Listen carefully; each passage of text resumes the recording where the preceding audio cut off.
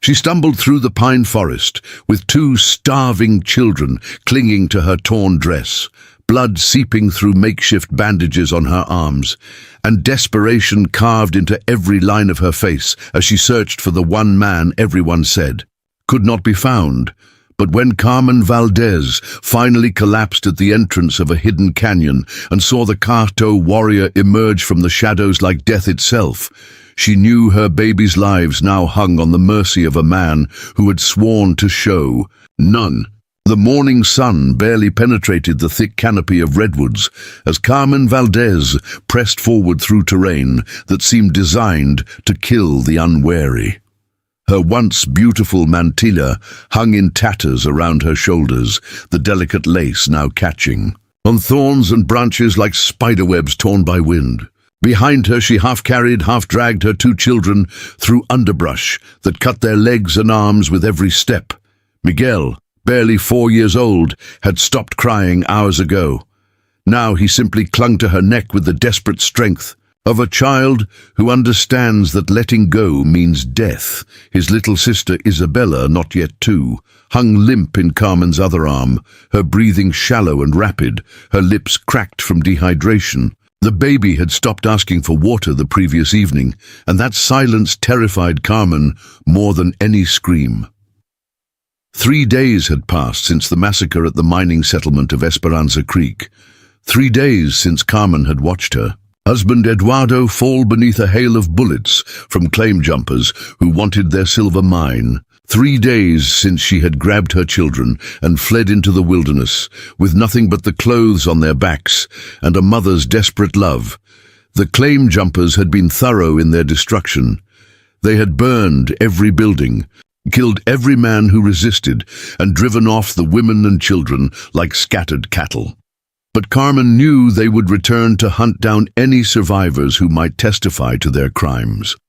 The territorial marshal was 2 weeks' ride away, and these mountains held a dozen hiding places where murderers could vanish like smoke.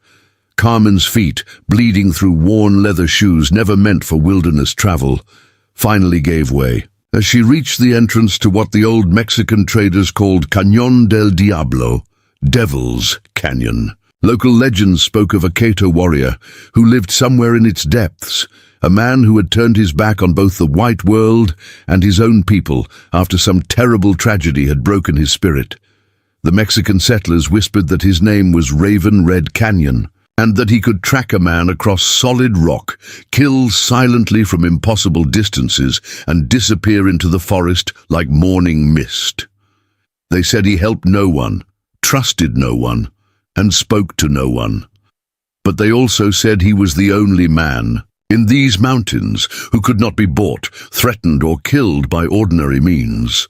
Carmen had no choice but to gamble everything on those whispered legends. Her children were dying by degrees, their small bodies consuming themselves to stay alive.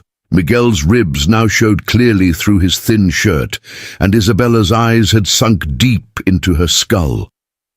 They needed food, water, medicine, and protection, and Carmen had nothing left to offer except her own life. She collapsed at the mouth of the canyon, her knees striking stone so hard that fresh blood soaked through her torn skirt. The impact jarred Isabella from her fevered half-sleep, and the baby began to whimper, a sound so weak and pitiful that Carmen's heart cracked like broken pottery. The canyon stretched ahead into darkness, its walls rising like the ribs of some massive dead creature. Ancient petroglyphs covered the lower reaches of stone, telling stories in a language Carmen could not read. The air itself felt different here, thinner and colder, as if this place existed apart from the normal world. Carmen had heard that the Kato warrior would kill trespassers on sight, that he had sworn blood oaths against any who entered his domain uninvited. But she also knew that death by a warrior's blade would be quicker and more merciful than watching her babies slowly starve in the wilderness. She forced herself to stand, swaying like a tree in high wind, and called out into the canyon's depths. Her voice, once beautiful enough to turn heads at the church socials in Esperanza Creek, now cracked like old leather as she cried, "Raven Red Canyon, I know you are listening. My name is Carmen Valdez, and my babies are dying." The echo of her words bounced back from stone walls, multiplying and distorting until it sounded like the voices of ghosts calling from some distant underworld. Miguel buried his face deeper into her shoulder, and Isabella's whimpering grew more urgent. For long minutes, nothing answered except the whisper of wind through stone corridors and the distant cry of a hawk circling high above the canyon. Rim. Carmen began to wonder if the legends were nothing but stories told by frightened men around campfires, tales to explain why certain places felt cursed. Then she saw him. He materialized from shadows so complete that Carmen's eyes could not immediately separate his form from the dark stone behind him. One moment she was staring at an empty canyon wall, and the next a man stood there as if he had been carved from the living rock. Raven Red Canyon stood well over 6 feet tall, his frame lean and powerful in the way of men who had survived. By strength and cunning alone, his black hair hung loose to his shoulders, unmarked by the braids or ornaments that most Kato warriors wore. His face might have been handsome once, but now it showed the hard lines of a man who had looked upon too much death. He wore a mixture of traditional and white man's clothing, combining the practicality of both worlds while belonging fully to neither. A deerskin vest covered a cotton shirt, while canvas trousers tucked into knee-high moccasins that moved across the stone without making the slightest sound. A rifle hung across his back, and a knife handle protruded from his belt. But it was his eyes that stopped Carmen's breath in her throat. They were the color of obsidian, black as the space between stars, and they looked at her with an expression that mixed casual violence with profound indifference. These were the eyes of a man who could kill without emotion and forget the deed. Before the body grew cold, "You speak my name," he said, his voice carrying the slight accent that marked those who had learned English as a second language. "That makes you either very brave or very stupid." Carmen tried to speak, but her throat had closed with fear and dehydration. She managed only a choking sound that made Isabella whimper more loudly. Raven's gaze shifted to the children, and something flickered across his features, gone too quickly for Carmen to identify. "You bring babies into my canyon.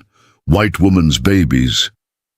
They haven't eaten in 3 days, Carmen finally managed to whisper. "Please, I know you owe us nothing, but they are innocent." Innocent. Raven Red Canyon spoke the word as if tasting something bitter. "White children are never innocent. They grow up to steal land and kill my people." Carmen's desperation flared into anger, giving her strength she did not know she still possessed. "These babies have never harmed anyone. Look at them, really look at them. They are dying." Raven stepped closer, his movements fluid as water flowing downhill. Carmen forced herself to stand her ground, though every instinct screamed at her to run. She could smell the leather and sage scent of his clothing, could see the scars that crossed his hands and forearms like a map of old battles. His obsidian eyes studied Miguel and Isabella with the cold assessment of a man examining livestock at market. Carmen held her breath, knowing that the next words from his mouth would determine whether her children lived or died. "What do you offer in exchange?" he asked finally. Carmen's heart hammered against her ribs like a trapped bird. She had prepared for this question during the long, terrible journey through the wilderness, but speaking the words aloud still felt like tearing out pieces of her soul. "Anything," she whispered. "I will give you anything. I will be your servant, your slave, your woman. I will work until I drop dead if that is what you require. Just please, save my babies." Raven's expression did not change, but Carmen thought she saw something shift in the depths of his eyes. "You would sell yourself to save them?" "I would sell my soul to save them," Carmen replied without hesitation. A long silence stretched between them, broken only by Isabella's labored breathing and the whisper of wind through the canyon. Carmen could feel her strength failing, her legs beginning to tremble with the effort of remaining upright. If Raven Red Canyon turned them away, she would not have the power to carry her children any farther. "There are men hunting you," Raven said suddenly. It was not a question, Carmen nodded, unable to speak. "How many?" "6, maybe 7. They killed my husband and the other miners. They want to make sure no witnesses survive to identify them." Raven's jaw tightened almost imperceptibly. "Claim jumpers." "Yes, they had been watching our settlement for weeks, learning our routines, counting our men. When they struck, it was like they knew exactly where everyone would be, and you escaped." Carmen's voice broke as she remembered that terrible morning. "Eduardo fought them at the mine entrance while I ran with the children. I heard the shooting stop, and I knew he was dead. But I could not go back. I could not let his sacrifice mean nothing." Raven studied her face with those unreadable black eyes, and Carmen felt as if he were looking straight through her to examine the truth of her words. She did not flinch from his scrutiny, having nothing left to hide. "My children are innocent," she repeated, her voice barely audible. "Whatever crimes you lay at the feet of their race, they have committed none. They are babies who want only to live." Another silence, longer than before. Carmen watched Raven's face for any sign of mercy, any hint that her words had touched something human in his warrior's heart. Miguel stirred against her shoulder and whispered, "Mama, I'm hungry," in a voice so weak it might have been mistaken for wind. The sound of her son's plea seemed to decide something in Raven Red Canyon. His expression softened slightly, though. It remained harder than granite. "Follow me," he said finally, turning toward the canyon's depths. "Stay exactly in my footsteps. This place has guardians other than myself, and they do not show mercy to trespassers." Carmen nearly collapsed, with relief, but forced her legs to move. As she followed Raven deeper into the canyon, Isabella's breathing seemed to ease slightly, as if the baby somehow understood that help was finally at hand. The path wound between towering stone walls that blocked out most of the sky, creating a twilight world where shadows danced with mysterious life. Carmen could see why this place had earned its reputation as cursed ground. The very rocks seemed to watch them pass, and strange echoes whispered from hidden chambers. "Do not speak," Raven commanded without looking back. "Sound carries in ways you do not understand here." They walked for what felt like hours, but was probably only minutes, Carmen's world narrowing to the simple task of placing her feet in Raven's exact footprints.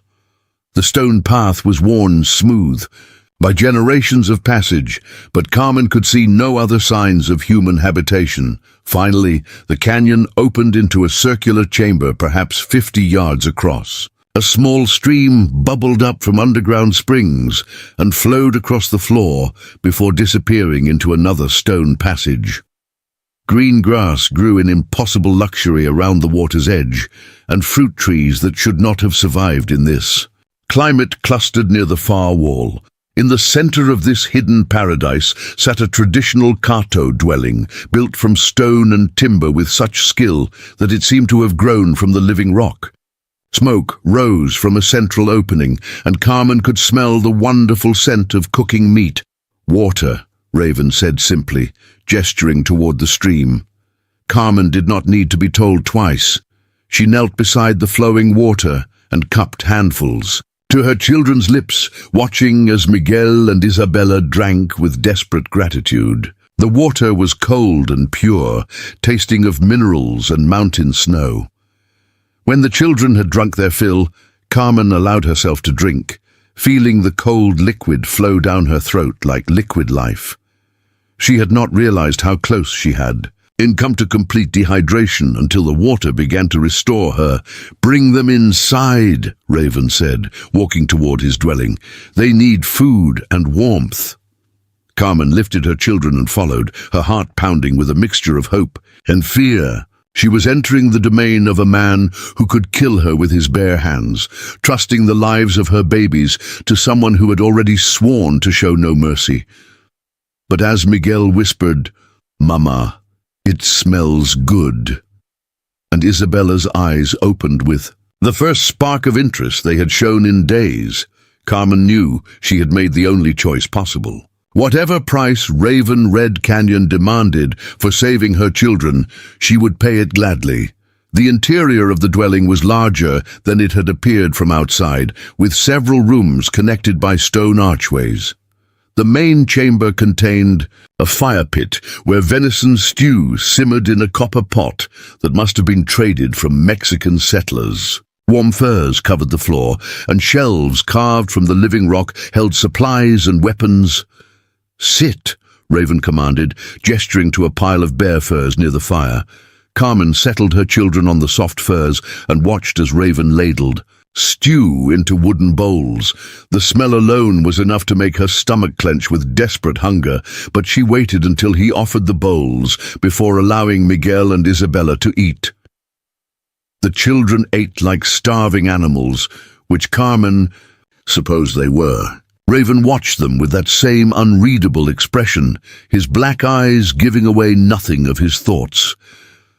"They will live," he said finally, as if diagnosing patience rather than offering comfort. Carmen nodded, too overwhelmed with gratitude to speak.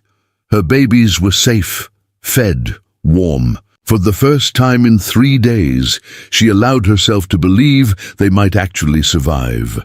But as she watched Raven Red Canyon move around his dwelling with predatory grace, checking weapons and studying maps carved into stone tablets, Carmen knew that survival was only the beginning.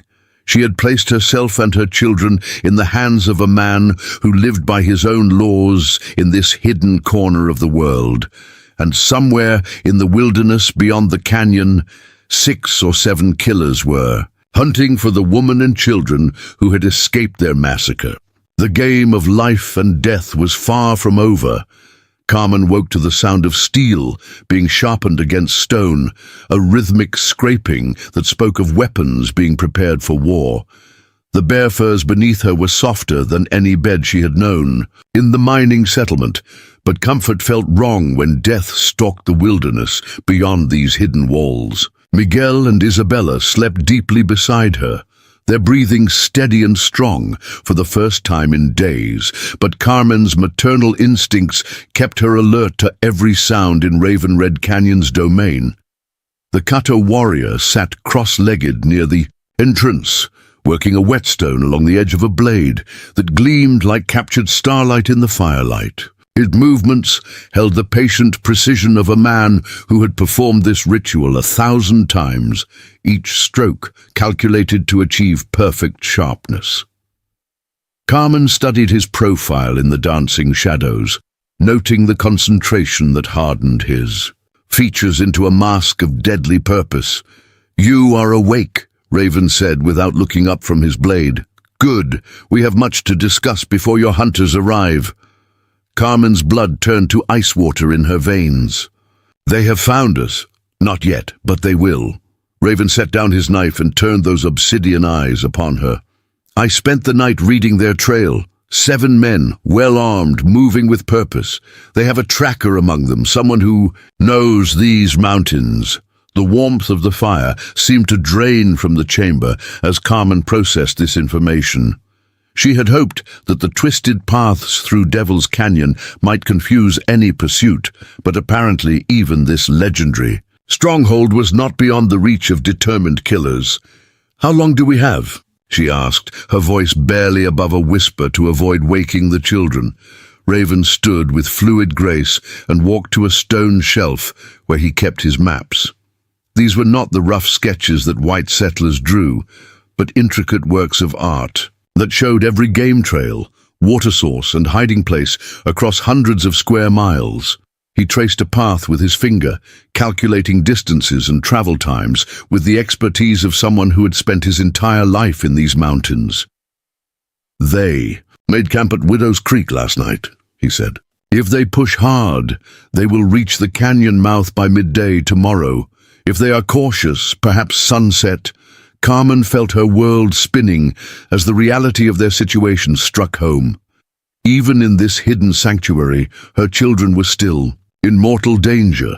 The killers would not give up their hunt simply because she had found a protector. If anything, they might see Raven Red Canyon as an additional prize to be claimed. "Can you fight 7 men?" she asked, though she dreaded. The answer? Raven's mouth curved in what might have been called a smile on a less dangerous face. "I have fought more and lived to tell no one about it. But fighting them is not the question, woman. The question is what happens to your children when the bullets begin to fly." The words hit Carmen like physical blows. In her desperation to find help, she had not fully considered that seeking protection from a warrior might bring even greater violence down upon her babies' heads. Miguel and Isabella had already witnessed their father's murder. What would it do to their young minds to see more bloodshed? "There must be another way," she whispered. "There is always another way," Raven agreed. "But every path requires payment. Nothing in this life comes without cost." Carmen studied his face, searching for some hint of what he might demand in return for their continued protection. She had already offered herself as servant, slave, or woman.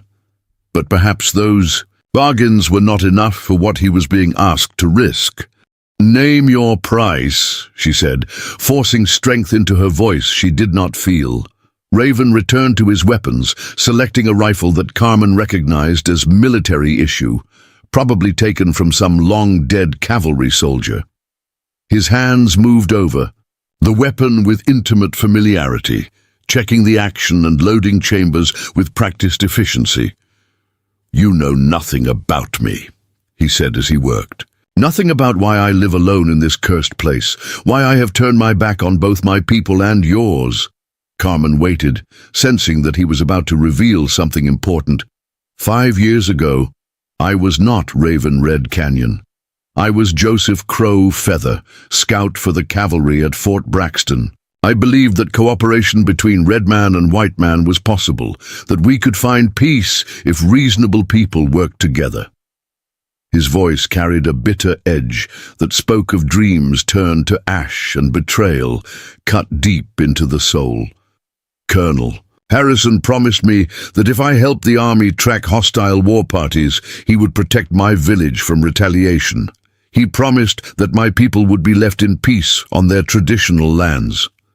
Carmen felt a chill of premonition, knowing that such promises were rarely kept in the violent conflicts that scarred the frontier. "I tracked 6 war parties that summer, 6 bands of young warriors who thought they could drive out the white settlers with raids and terror. I led the cavalry to every one of them, believing I was preventing a larger war that would destroy my people." Raven's hands stilled on his, rifle as old pain flickered across his features. When winter came, Colonel Harrison decided my village was no longer useful to him. He also decided that peaceful Indians made convenient scapegoats for his failures to stop the raids completely. One morning, his soldiers surrounded my people while they slept and opened fire. Carmen's breath caught in her throat. She had heard whispered stories of such massacres, but always from a distance, always involving people she had never met. To hear it from someone who had lived through such horror made it real in a way that turned her stomach. I was away on patrol when it happened.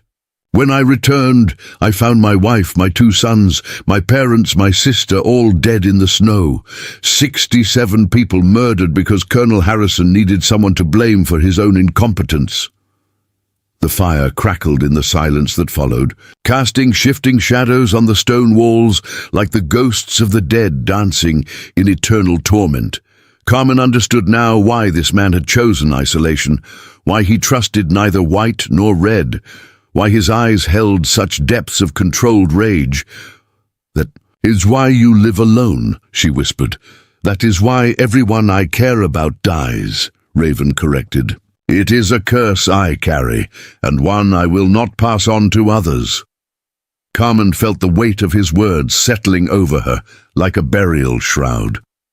He was telling her that protection came with a price beyond gold or servitude, that aligning herself with him might doom her children as surely as leaving them to the claim jumpers would.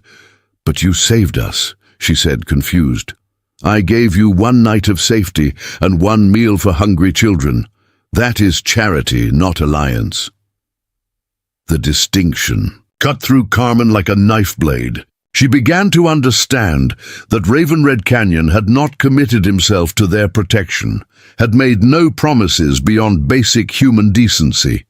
When the killers arrived, he might simply disappear back into his hidden canyon and leave her family to their fate. "What would it take?" she asked desperately. "What would it take for you to fight for us instead of just feeding us?" Raven set down his rifle and turned to face her fully. In the firelight, his scars showed more clearly, marking him as a man who had survived battles that would have killed lesser warriors. But it was not his physical wounds that drew Carmen's attention. It was the deeper hurt that showed in his eyes. "You would have to become part of my family," he said slowly. "Not my servant or my woman or my slave, but my family, my responsibility, my people." Carmen's heart began to pound as she grasped the implications of his words. This was not a simple transaction or temporary alliance. He was offering to adopt her and her children into his protection, to make them part of whatever remained of his identity as Joseph Crowfeather. "And if I agree," she asked, "then your children become my children. Your enemies become my enemies. Your blood becomes my blood. And when the curse that follows me eventually destroys you all, your deaths will join the 67 others that haunt my dreams." Carmen stared into the fire, watching the flames dance as she contemplated the choice before her. Accept Raven's protection and risk the supernatural doom he claimed surrounded him, or face the very real bullets of 7 killers with nothing but a mother's love to shield her babies. "There is something else," Raven continued, "something you must understand before you decide." He walked to another stone shelf and retrieved an object wrapped in deer hide. When he unwrapped it, Carmen saw a cavalry officer's insignia, tarnished with age and stained with what might have been blood. "Colonel Harrison still lives," Raven said, his voice dropping to a whisper that somehow carried more menace than a shout. "He commands Fort Braxton, and he has placed a bounty on my head. Any man who brings him proof of my death will receive enough gold to live like a king." Carmen felt her world tilting as another layer of danger revealed itself. Not only were 7 claim jumpers hunting her family, but Raven Red Canyon himself was a wanted man with enemies in the territorial government. "The men hunting you," she said, pieces clicking together in her mind. "Could they know about the bounty?" Raven nodded grimly. "If they are smart enough to hire a tracker who knows. These mountains, they are smart enough to know about military bounties. Capturing you might have been their original goal, but finding me would be a far greater prize." The implications crashed over Carmen like a flash flood. By seeking Raven's protection, she had not only failed to escape danger, but had multiplied it exponentially. Her children were now caught between claim jumpers who wanted them dead and bounty hunters who might see them as bait to draw out a wanted warrior. "I should leave," she whispered, though the words felt like swallowing poison. "I should take my children and go before I bring more trouble to your door." Raven's laugh held no humor, only bitter acknowledgement of life's cruel ironies. "Too late for that, woman. You came to my canyon asking for help. You spoke my name in a place where sound carries to unfriendly ears. Whether you stay or go, they will know I am here." Carmen closed her eyes, feeling the full weight of her desperate choices crushing down upon her shoulders. In trying to save her children, she had drawn them deeper into a web of violence and revenge that stretched back years before their birth. "Then we are all doomed," she said. "Perhaps," Raven agreed. But doom can be faced with courage, or cowardice. It can be met standing or crawling. The choice is still yours. Carmen looked at her sleeping children, their faces peaceful in the firelight, their small bodies finally relaxed after days of terror and starvation. Miguel's arm was wrapped around Isabella protectively, even in sleep, taking on the role of big brother and guardian. Before we jump back in, tell us where you're tuning in from, and if this story touches you, make sure you're subscribed, because tomorrow I've saved something extra special for you. They trusted her completely to keep them safe, had no idea that their mother's desperate bargains might have sealed their fate. "If I agree to become your family," she said slowly, "what happens to them when we are all dead? If we are all dead, then at least we will be together in whatever comes after. If some of us live, then the survivors carry on the memory of those who fell." It was not the reassurance Carmen had hoped for, but it was honest in a way that cut through her fears to the bedrock truth beneath. Death might be inevitable, but the manner of dying could still be chosen. "I accept," she said, the words falling into the silence like stones thrown into a deep well. Raven nodded, as if he had expected no other answer. "Then we are family, and I will protect you as I could not protect those who came before." He moved to a wooden chest, carved with Kato symbols, and withdrew several items that he placed ceremoniously on the stone floor between them.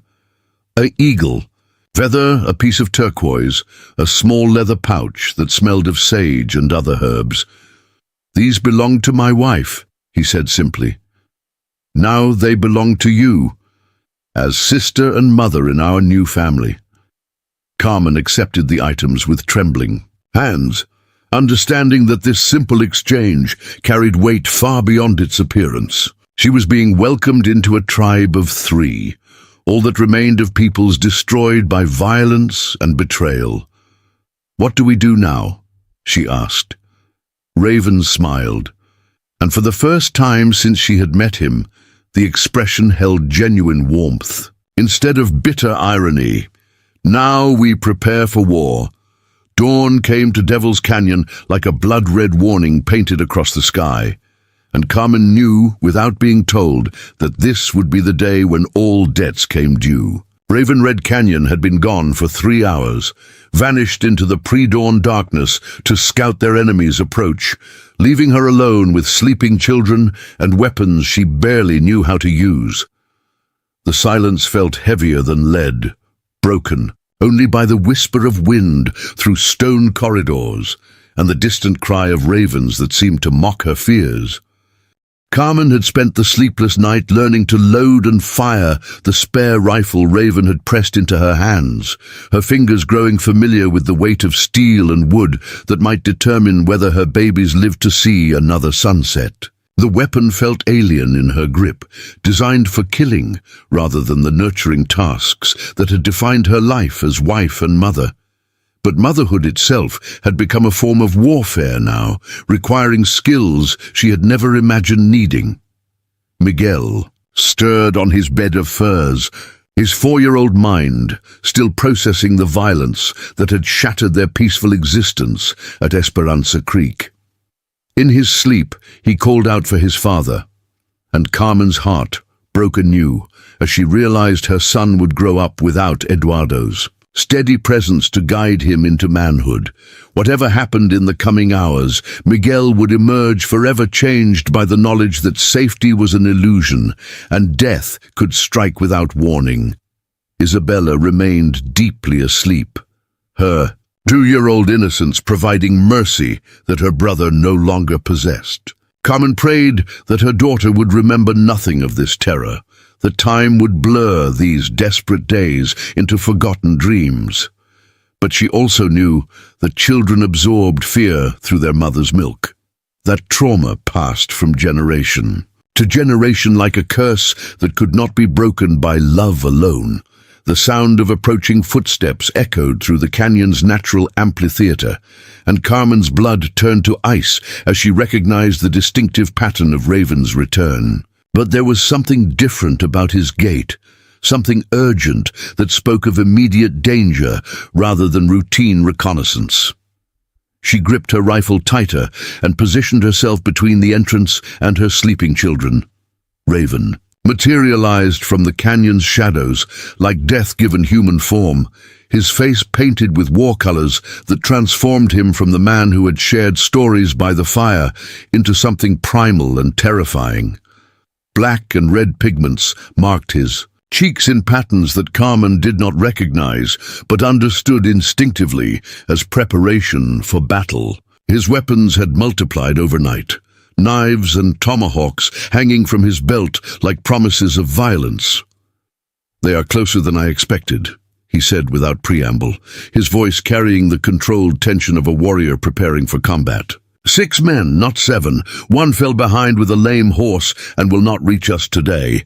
But the others push hard, and they have found the canyon's mouth." Carmen felt her world contracting to the space around her children's sleeping forms. "How long do we have?" "Perhaps 2 hours before they work up the courage to enter. They know this place's reputation and fear what waits in the darkness. But hunger for gold will overcome superstition eventually." Raven moved with economical efficiency, checking weapons and gathering supplies with the practiced motions of someone who had prepared for desperate battles many times before. Carmen watched him transform from the man who had shown mercy to starving children into something that belonged more to nightmare than daylight. "There is something else," he continued, his obsidian eyes meeting hers with grim intensity. "The tracker they hired is someone I know, someone who has personal reasons for wanting me dead." Carmen's stomach clenched as she realized their situation had grown even more perilous. "Who?" "Thomas Redwolf, my cousin, my blood brother from childhood." Raven's voice carried pain, deeper than any physical wound. "He survived the massacre at my village because he was away hunting.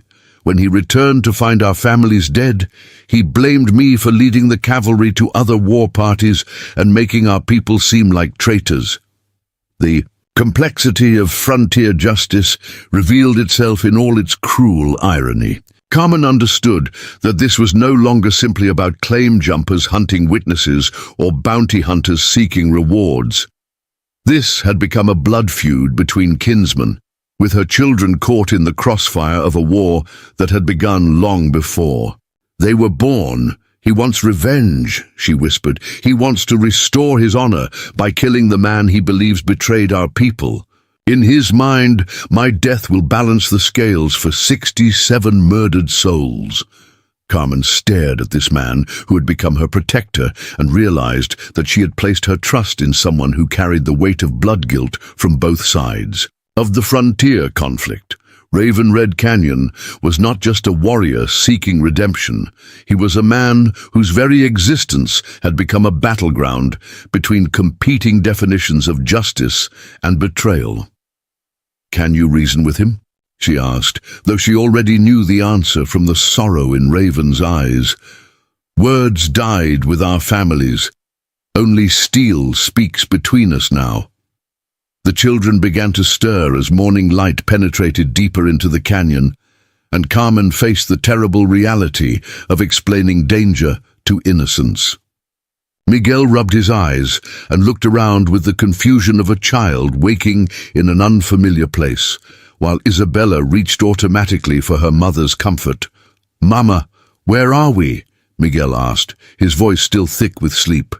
Carmen gathered both children into her arms, feeling their warm bodies against hers and knowing that this embrace might be among their last. "We are with a friend who is keeping us safe, mijo, but we may need to hide for a while."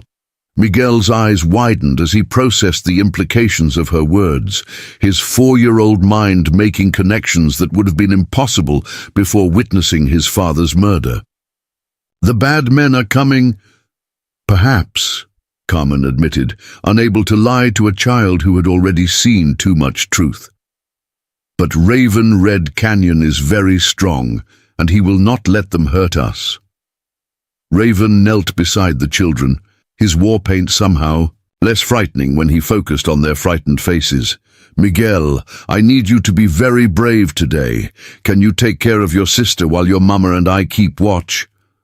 The boy nodded solemnly, understanding that he was being asked to shoulder responsibilities far beyond his years. Carmen watched her son's childhood die a little more as he accepted the role of protector, knowing that survival sometimes required such terrible sacrifices.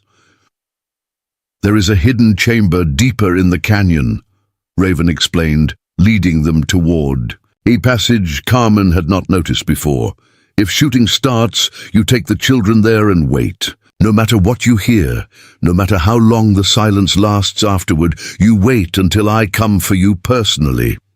The passage led to a natural cave that had been improved with human hands over generations. Stone shelves held supplies, water. Barrels sat in cool corners, and sleeping alcoves were carved into the walls. It was a fortress within a fortress, designed for exactly this kind of desperate last stand.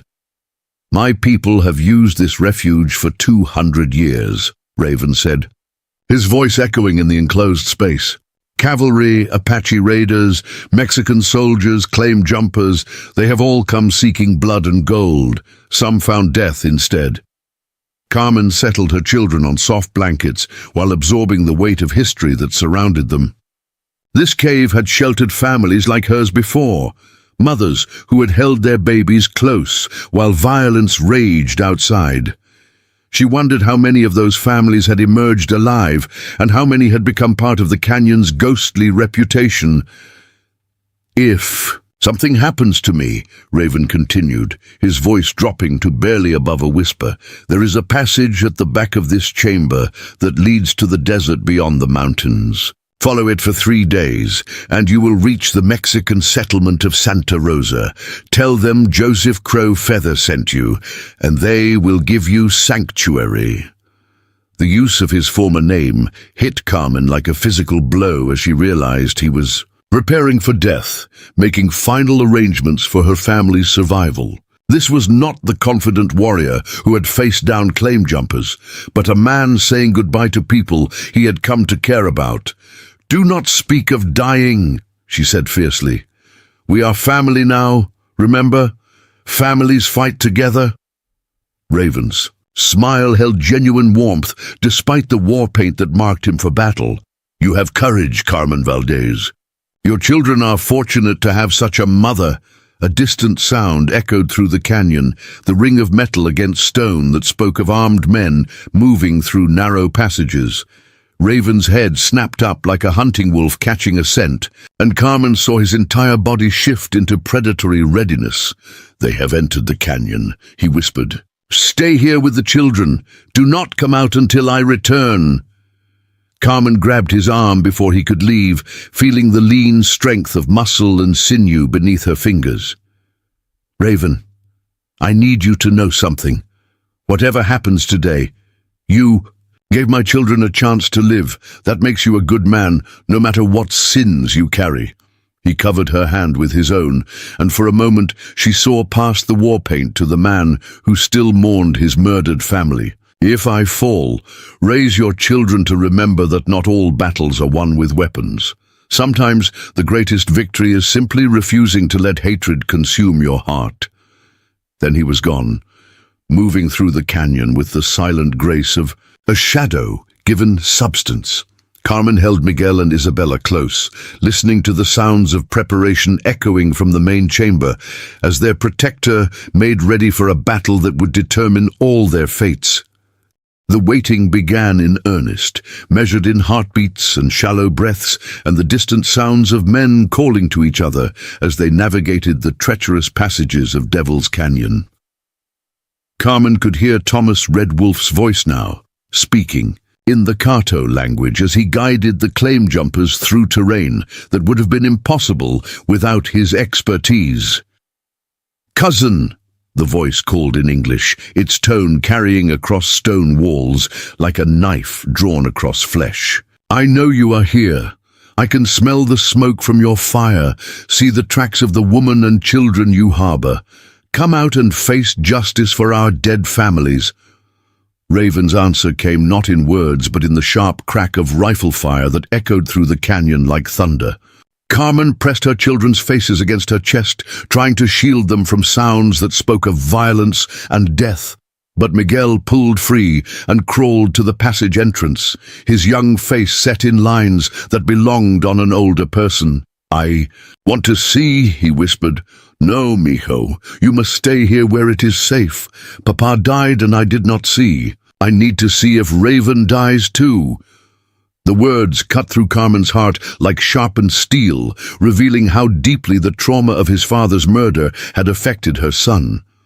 Miguel needed to witness this battle not from morbid curiosity, but from a child's desperate need to understand whether the adults who protected him could truly be trusted to survive. More gunfire erupted, accompanied by war cries in the Kato language that spoke of ancient hatred finally given voice. Carmen heard Thomas Red Wolf shouting orders to his men, positioning them for an assault on Raven's prepared defenses. The claim jumpers were learning that pursuing their quarry into Devil's Canyon had transformed them from hunters into prey. A scream of pain echoed through the stone corridors, followed by the sound of something heavy falling. Carmen's grip tightened on her rifle as she realized that men were dying in her name, that blood was being spilled to protect her children from the consequences of their father's murder. "Mama," Isabella whispered, her 2-year-old vocabulary insufficient to express the fear that radiated from her small body. "Loud noises. I know, Nina, but we are safe here. Raven promised to keep us safe." Even as she spoke the words, Carmen wondered if any promise could be kept in a world where violence seemed to follow them like a hunting wolf. The sounds of battle intensified, rifles cracking like breaking branches, while men shouted curses in English, Spanish, and Kato. The canyon itself seemed to be screaming as bullets ricocheted off stone walls in deadly confusion. Then, suddenly, silence fell like a curtain dropped across the world. Carmen strained her ears for any sound that might indicate who had survived the savage firefight, but the canyon held its secrets close. Even the wind seemed to have stopped blowing, leaving them trapped in a bubble of absolute quiet that felt more terrifying than the loudest gunfire. Minutes passed like hours as Carmen waited for some sign of Raven's survival or death. Miguel remained at the passage entrance, his young eyes scanning the darkness for movement, while Isabella clung to her mother with the desperate strength of terrified innocence. The silence stretched until Carmen began to wonder if everyone outside had died, leaving them trapped in this stone tomb to slowly starve.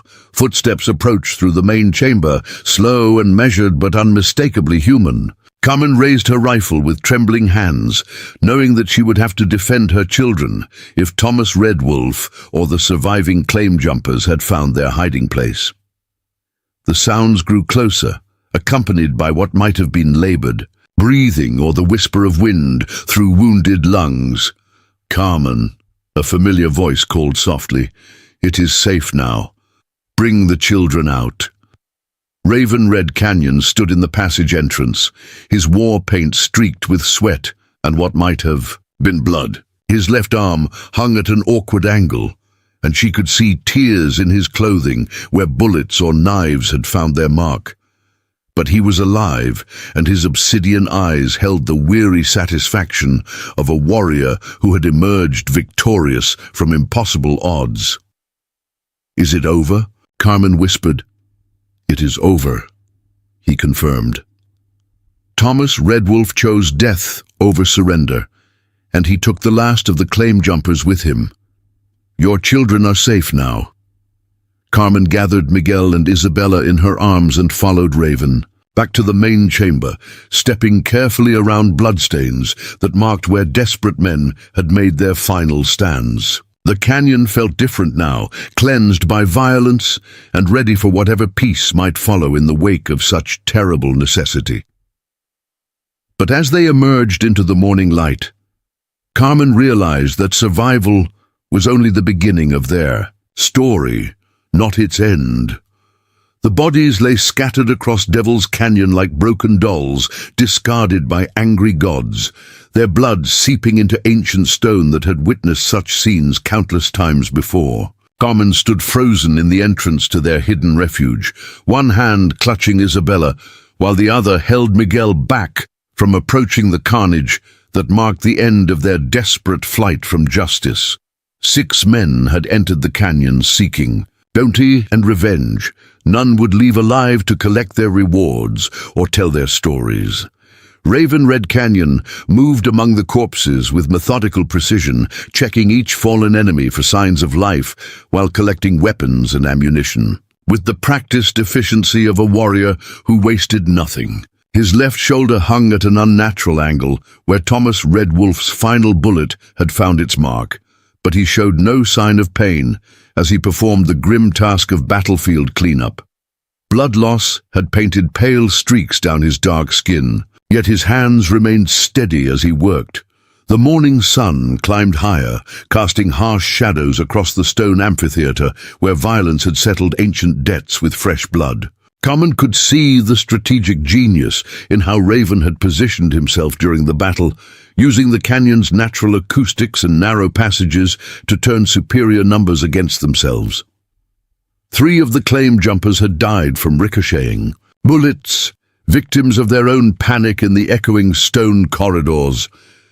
"Do not let the children see this," he called softly to Carmen, his voice carrying across the stone amphitheater like a whisper from the grave.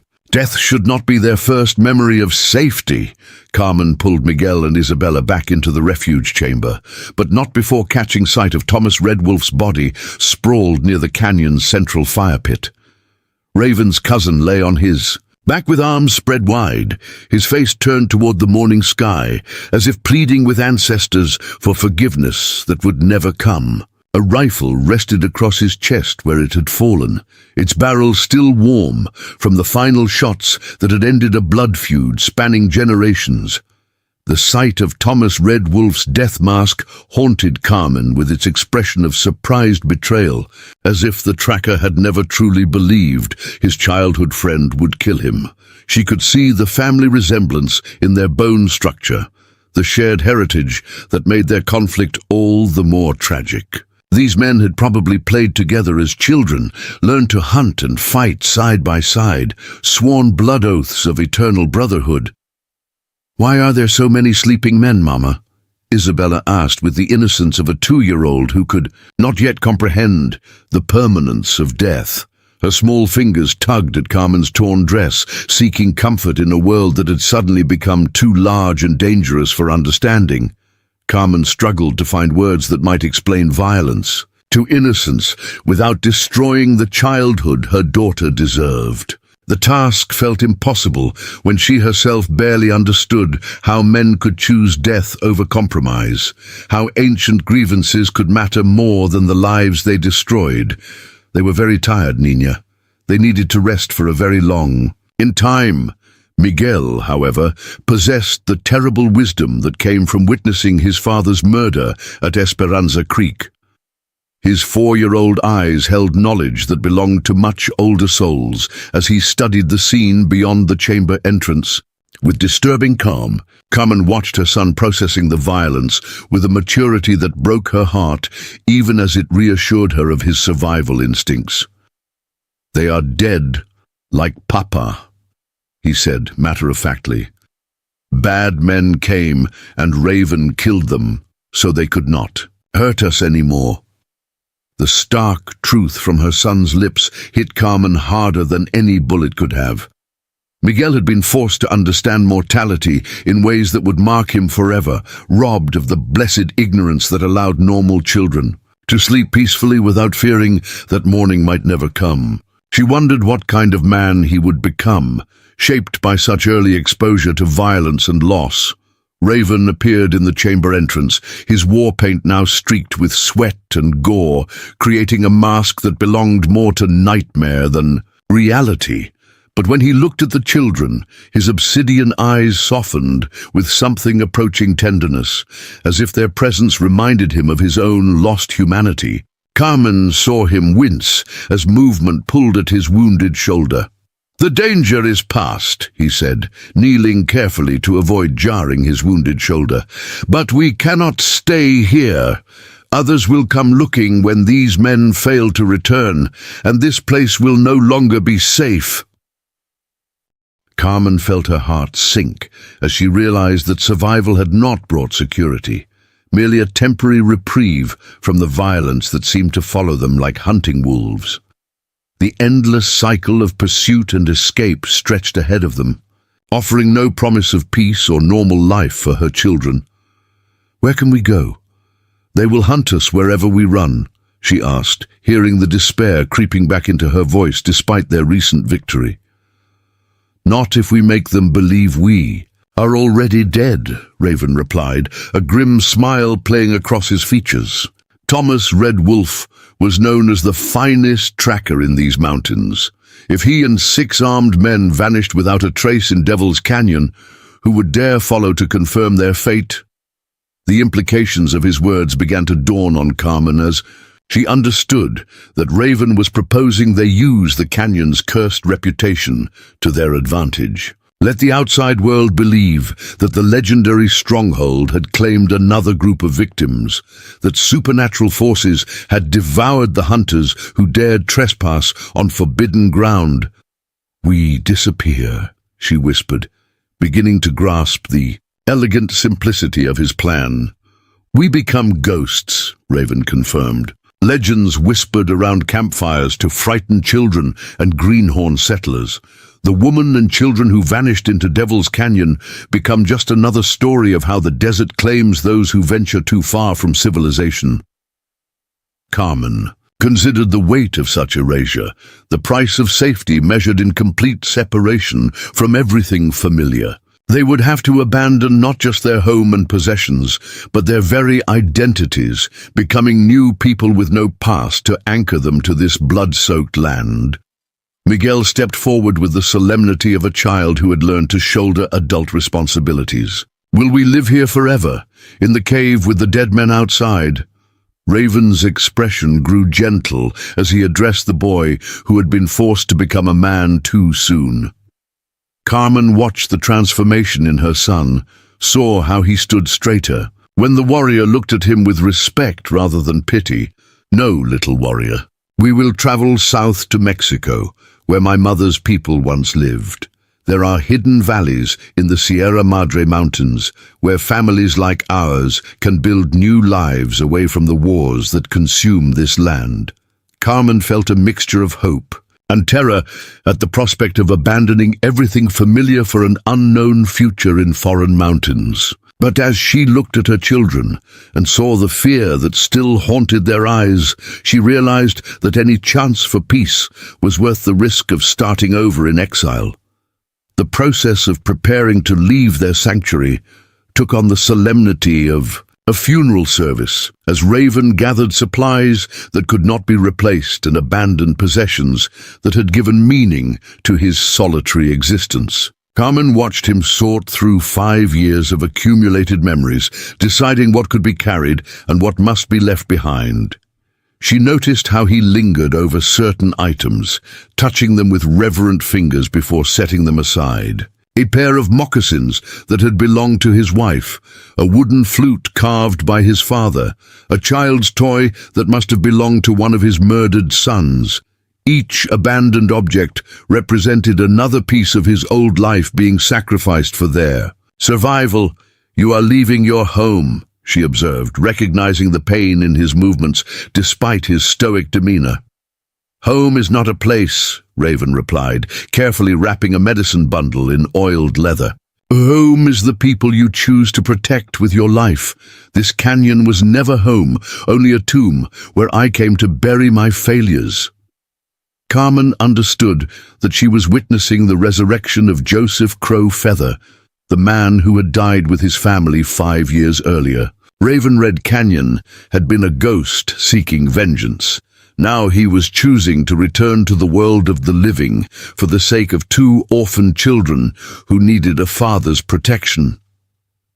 The transformation was subtle but profound, visible in the The way he moved around the children with increasing tenderness, the way his voice softened when addressing their fears. Carmen realized that saving her family was also saving him, pulling him back from the edge of complete dehumanization that had threatened to consume his soul.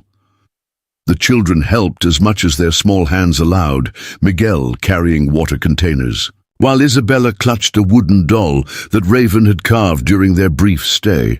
Carmen marveled at how quickly they had adapted to this strange man who had become their protector, how readily they accepted him as the father figure their murdered Eduardo could no longer provide. She watched Miguel shadow Raven's movements, copying the warrior's economical gestures and careful attention to detail. Her son was learning lessons that no child should need, but Carmen recognized that such knowledge might keep him alive in the dangerous world they inhabited. Isabella showed her affection more openly, chattering to Raven in the mixture of Spanish and English that marked frontier children, while offering to help with tasks far beyond her 2-year-old capabilities. The warrior accepted her assistance with grave courtesy, treating her contributions as if they were genuinely valuable, rather than childish attempts to participate. Preparing and narrating this story took us a lot of time, so if you are enjoying it, subscribe to our channel. It means a lot to us now. Back to the story. As they prepared to leave the chamber where they had hidden during the battle, Carmen took one last look at the refuge that had sheltered her family during their darkest hour. The cave walls were carved with petroglyphs left by generations of people who had sought sanctuary in this hidden place, testimony to the endless cycle of violence and survival that defined frontier existence. She touched the ancient symbols with reverent fingers, wondering about the families who had huddled here before them. How many mothers had held frightened children while men died outside these walls? How many had successfully escaped to build new lives? And how many had joined the canyon's ghostly reputation as victims of forces too powerful to overcome? Other families will come here someday, she said, touching the ancient symbols with reverent fingers. Other mothers with starving children will need what this place offers. Raven nodded as he secured the chamber's entrance with stones arranged to look natural, but designed to keep casual explorers from discovering the refuge. His movements showed intimate familiarity with every detail of the canyon's defenses, knowledge passed down through generations of his people. The canyon will endure long after our stories are forgotten. It has always been a place where the desperate find either salvation or death, he said, testing the camouflaged entrance with professional thoroughness. They emerged into daylight to find that Raven had already moved the bodies to a natural depression in the canyon floor, where flash floods would eventually wash away all evidence of the battle.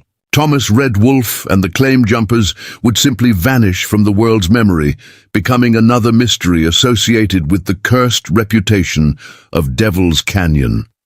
The efficiency with which he had disposed of the corpses revealed experience Carmen preferred not to contemplate. This was not Raven's first battle in the canyon, nor his first time erasing evidence of violence from this sacred ground. She wondered how many other desperate fights had ended with bodies disappearing into the stone maze. Will anyone mourn them? Carmen asked, though she was not sure why their enemy's fate should concern her. Thomas Red Wolf had a wife and daughter in the reservation settlement at Pine Ridge, Raven replied, his voice carrying old sorrow. She will wait for him to return from this hunt until hope dies and grief takes its place. That is the price all warriors' families pay. Carmen realized that every act of violence rippled outward like stones thrown in still water, creating circles of loss that touched innocent lives far from the original conflict. Thomas Red Wolf's family would never know that he died seeking justice for his own murdered relatives, would never understand that his final battle was fought in the name of honor rather than greed. The weight of such knowledge pressed down upon her as she contemplated the endless cycle of revenge that consumed both red and white communities on the frontier. Every death demanded another death. Every injustice spawned fresh injustice, until the original causes were forgotten in the simple desire to inflict pain upon those who had caused suffering. The journey out of Devil's Canyon proved more treacherous than their entrance, as Raven's wounded shoulder made climbing difficult and the children tired quickly in the desert heat. But they moved with purpose now, following ancient trails that would take them south toward the Mexican border and whatever new life awaited beyond the mountains. Carmen helped support Raven when the path grew steep, feeling the heat of fever beginning to build in his injured body. The bullet wound needed proper medical attention, but they were days away from any settlement that might harbor a doctor.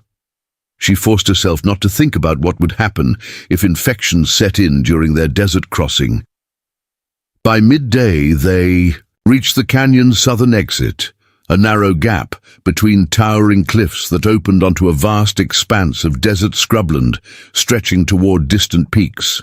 Carmen shaded her eyes against the harsh sunlight and tried to imagine crossing such forbidding terrain with two small children and a wounded warrior. The landscape ahead looked like the surface of an alien world, all thorns and rocks and sand that shimmered with deadly heat. She had heard stories of travelers found mummified by the desert sun, their bodies preserved by the dry air but empty of everything that had made them human. "How far to the border?" she asked, though she dreaded the answer. 10 days through country that kills the unprepared," Raven replied matter-of-factly. "But there are water holes known to my people, hidden springs that the Mexican army has. Never mapped. We will not die of thirst if we are careful." The casual mention of death reminded Carmen that their survival was far from guaranteed. The desert ahead cared nothing for their desperate flight from justice, would kill them as indifferently as it had claimed countless other refugees seeking new lives beyond its burning expanse. Miguel tugged at Carmen's dress, his young face serious with the weight of questions that pressed against his understanding. "Mama, when we get to the new place, will the bad men follow us there too?" Carmen knelt beside her son, looking into eyes that had seen too much for their tender years. She wanted to promise him safety, to swear that their running days were over, but honesty demanded acknowledgement of the world's harsh realities. The frontier recognized no sanctuary, offered no guarantee that violence would not follow them wherever they went. "I do not know, mijo, but Raven will protect us, and we will protect each other. That is what families do." Raven placed his good hand on Miguel's shoulder, and Carmen saw her son respond to the warrior's touch like a plant turning toward sunlight. The connection between them was becoming stronger with each passing hour, forged by shared danger and mutual respect. "In Mexico, we will build a house in the mountains where the wind carries no sound of gunfire. You will learn to hunt deer instead of hiding from men, and your sister will grow up knowing laughter instead of fear." Isabella clapped her hands at the mention of laughter, her 2-year-old spirit already beginning to heal from the trauma that had marked their flight from civilization. Carmen marveled at childhood's resilience, at the way innocence could bloom again, even in soil watered with blood and tears. As they began their descent toward the desert floor, Carmen turned for one last look at Devil's Canyon, the cursed place that had become their salvation. The entrance was already invisible from this distance, hidden by tricks of light and shadow that made it seem like a mirage rather than solid stone. "What will happen to this place when we are gone?" she asked, feeling strangely reluctant to leave behind the refuge that had sheltered them during their darkest hour. "It will wait," Raven replied simply. "Devil's Canyon has been waiting for 1,000 years. It will wait 1,000 more for the next desperate family that needs its protection." They walked into the afternoon heat with nothing but the clothes on their backs, the weapons they carried, and the fragile hope that somewhere beyond the horizon lay a place where children could sleep without nightmares, and mothers could rest without fearing the sound of approaching footsteps. Behind them, Devil's Canyon settled back into its eternal silence, keeping their secrets as it had kept so many others. The desert stretched ahead like an ocean of sand and stone, vast enough to swallow their small party without a trace. But Carmen no longer felt the crushing despair that had driven her to beg for help at a stranger's door. She had family now, not bound by blood but forged by shared danger and mutual sacrifice. Raven Red Canyon had ceased to exist the moment he chose to protect two orphan children over maintaining his solitary exile. In his place walked Joseph Crow Feather, a man reborn through the simple act of caring for others more than himself. And Carmen Valdez, who had once offered to sell herself for her babies' lives, now walked toward an uncertain future with the dignity of someone who knew her true worth.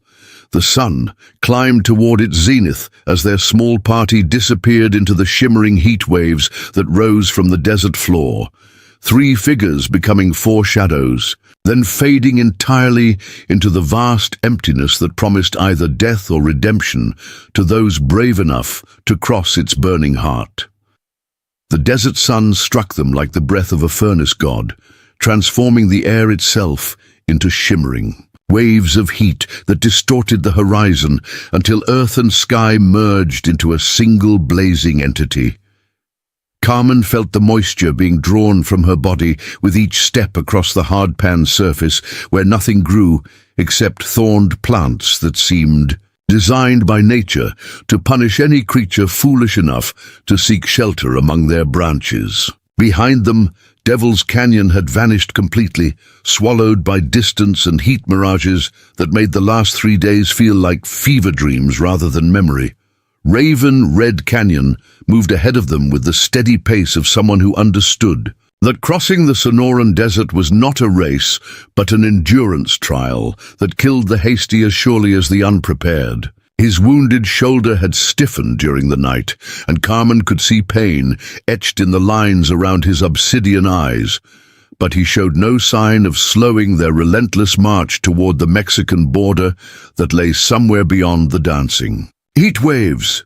Miguel stumbled beside her, his 4-year-old legs pushed beyond their natural limits by the demands of adult survival. The boy had not complained once during their 3-day journey, but Carmen could see exhaustion wearing away at his determination like wind-eroding stone. His water ration had been carefully measured by Raven, barely enough to sustain life, but insufficient to satisfy the desperate thirst that plagued them all. "How much farther today?"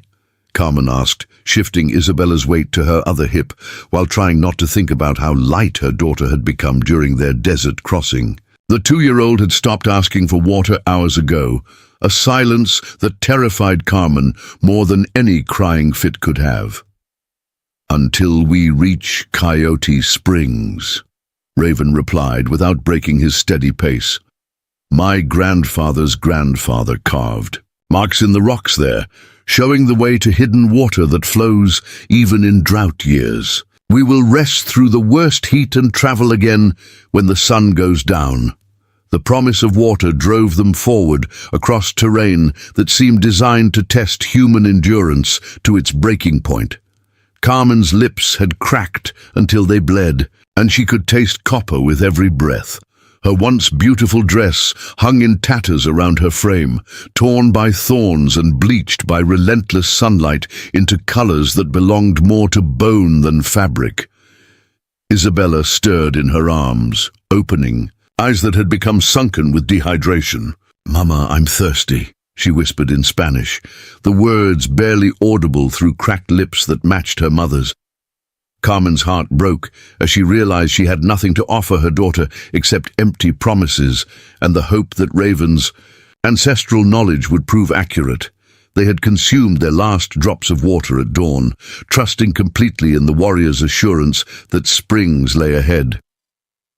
"Soon, Nina," she murmured, pressing her lips to Isabella's burning forehead. "Very soon we will find cool water and shade where you can rest." Miguel looked up at his mother with eyes that held too much understanding for his tender years. "Are we going to die like the people Papa used to find in the desert?" he asked, with the matter-of-fact directness that children brought to life's hardest questions. Carmen remembered Eduardo's stories about discovering the remains of travelers who had underestimated the desert's power, their bodies preserved by the dry heat into warnings for future pilgrims. She had never imagined that her own family might join those silent sentinels scattered across the wasteland.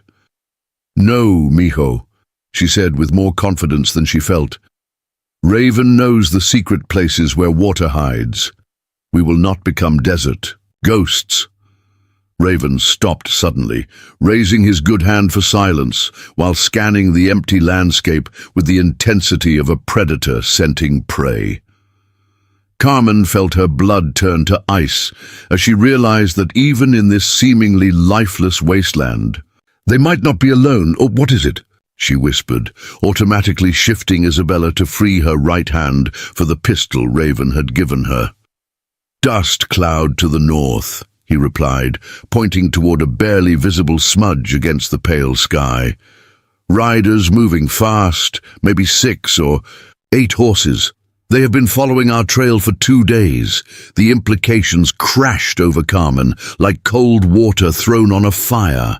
Someone had tracked them from Devil's Canyon, had refused to accept that the cursed place had claimed another group of victims. Their elaborate plan to disappear into legend had failed, leaving them exposed and vulnerable in terrain that offered no concealment. "Colonel Harrison's men?" she asked, remembering the bounty that had been placed on Raven's head. "Perhaps. Or bounty hunters who heard about the reward and decided to investigate our disappearance. Either way, they will not stop hunting until they confirm our deaths or capture us alive." Carmen stared at the distant dust cloud and felt despair settling over her like a burial shroud. They had endured so much, sacrificed so much, only to be run down like animals in the desert's merciless embrace. Her children would die here, not from thirst or heat, but from the bullets of men who saw them only as obstacles to collecting blood money. "Can we outrun them?" she asked, though the question felt foolish even as she spoke it. Miguel could barely walk another mile, and Isabella was dead weight in her arms. Raven studied the approaching riders with the calculating gaze of a warrior assessing impossible odds. Not in open ground, but Coyote Springs lies in broken country, where horses cannot follow easily. If we can reach the rocks before they close the distance, we might find defensive positions. The race began without ceremony, desperation lending strength to legs that had already carried them beyond their limits. Carmen clutched Isabella against her chest, while Miguel ran beside her with the determined stride of a child who understood that falling behind meant death for his entire family. Raven led them toward a line of red sandstone formations that rose from the desert floor like ancient castles built by vanished gods. Behind them, the dust cloud grew larger and more distinct as their pursuers closed the gap with the relentless efficiency of professional hunters.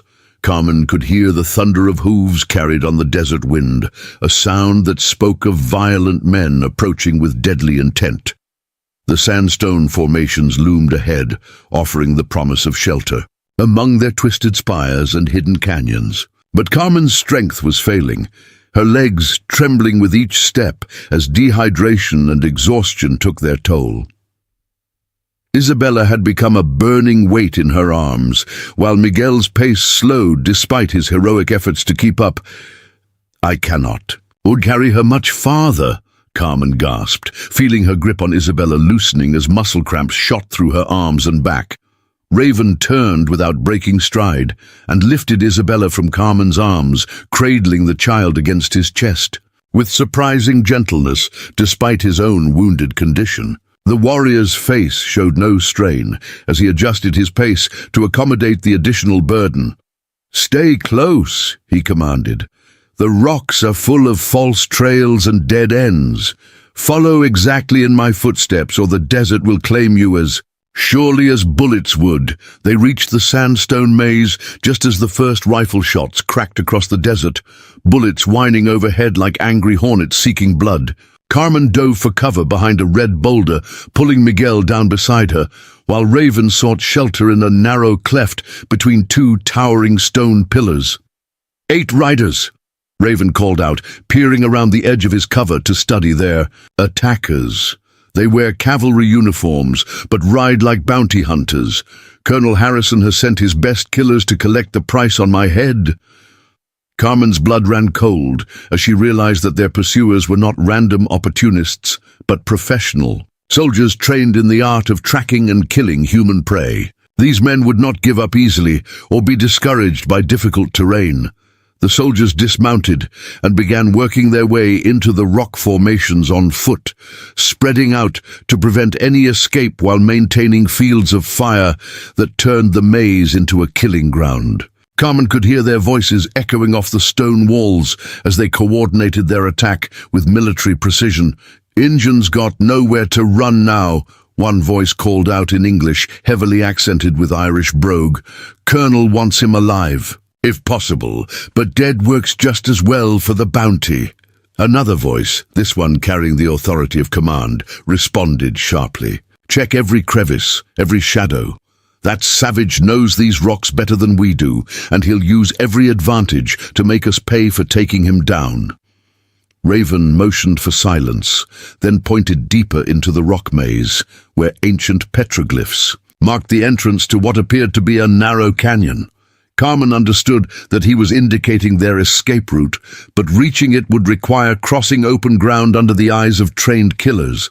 Miguel tugged at her sleeve, his young face set in lines of grim determination that belonged on an adult warrior. "Mama, I can run fast. Let me go first to draw their attention." The offer from her 4-year-old son struck Carmen like a physical blow, revealing how completely their desperate flight had transformed an innocent child into someone willing to sacrifice himself for his family's survival. She pulled Miguel close, feeling his small heart beating like a trapped bird against her chest. "No, mijo, we stay together. Always together."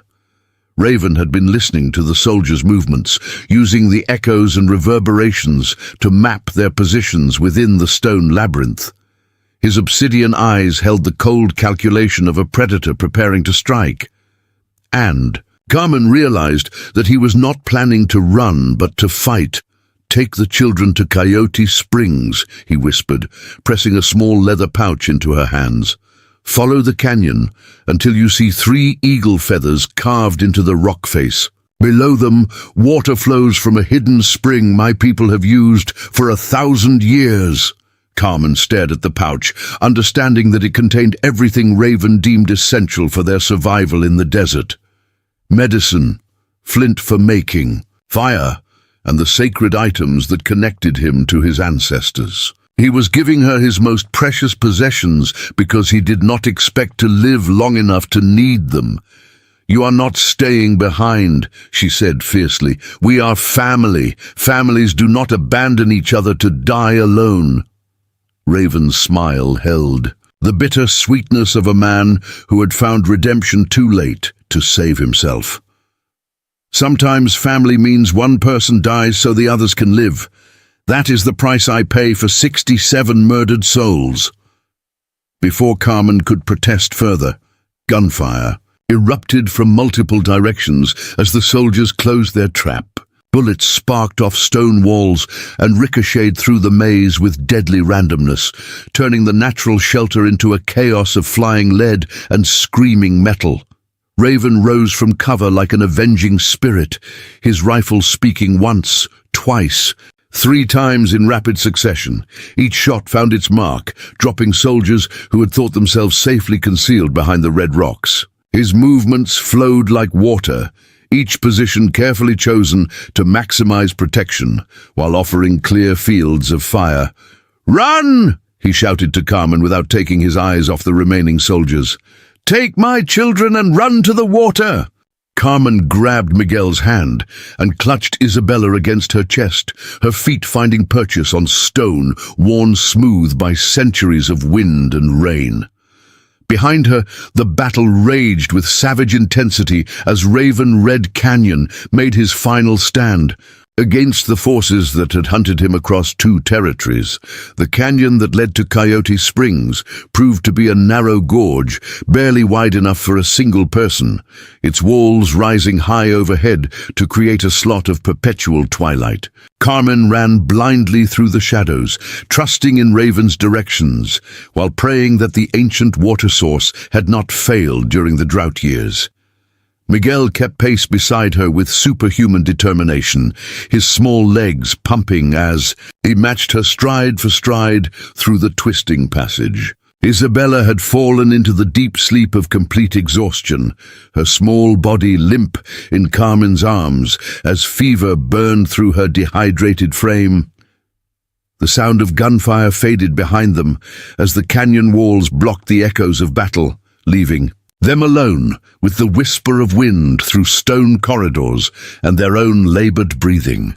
Carmen forced herself not to think about whether Raven was winning or losing his desperate fight, concentrating instead on the task of finding water before her children died of thirst.